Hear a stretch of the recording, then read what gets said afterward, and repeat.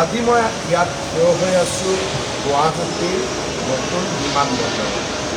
অহাকালিৰে পৰা গুৱাহাটীৰ এই নতুন বিমানবন্দৰখনত যাত্ৰীসকলৰ অহা যোৱা আৰম্ভ হ'ব। অহাকালি এখন বিমানেৰে এই বিমানবন্দৰটি ৰাইজৰ বাবে মুকলি কৰা হ'ব আৰু পৰ্যায়ক্ৰমে এখন এখনকৈ নতুন বিমান ইয়াত সংযোজিত হ'ব। এপ্ৰিল মাহৰ প্ৰথম সপ্তাহত পুৰণা টাৰ্মিনেলটো বন্ধ হৈ যাব আৰু সম্পূৰ্ণভাৱে গুৱাহাটীত এই নতুন বিমানবন্দৰ কাৰ্যক্ষম হৈ পৰিব।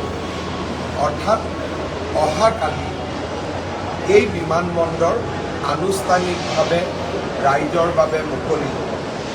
আমি সকলোৱে জানো যোৱা 20 ডিচেম্বৰত প্ৰধানমন্ত্ৰী নৰেন্দ্ৰ মোদী ডাঙৰীয়াই এই বিমানবন্দৰ গুৱাহাটীৰ লোকপ্ৰিয় গোপীনাথ বৰদলৈ বিমানবন্দৰৰ শুভ উদ্বোধন কৰিছে।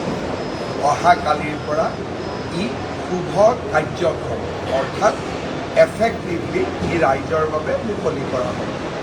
প্ৰথমতে মই আপোনালোকক দেখুৱাব খুজিছোঁ, মই কেইটামান বেলেগ কথাও ইয়াৰ মাজে মাজে কৈ যাম।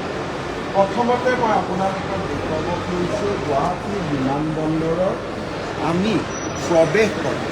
অৰ্থাৎ আমি যদি গুৱাহাটীৰ পৰা কোনোবা স্থানলৈ যাব খোজোঁ, ডিপাৰেচাৰ প্ৰথমতে আমি এই দৃশ্য দেখা পাওঁ।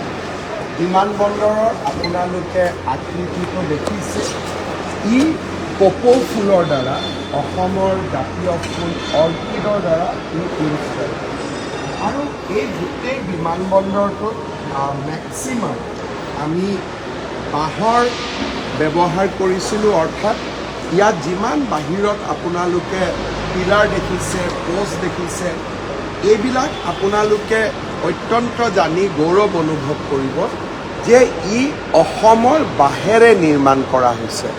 অৰ্থাৎ এই যে গোটেই কপৌ ফুলৰ গোটেই ষ্ট্ৰাকচাৰটো দেখিছে, ই বাঁহেৰে আমাৰ অসমৰ বাৰীত পোৱা বাঁহেৰে এই গোটেই বিমানবন্দৰটো নিৰ্মাণ কৰা হৈছে।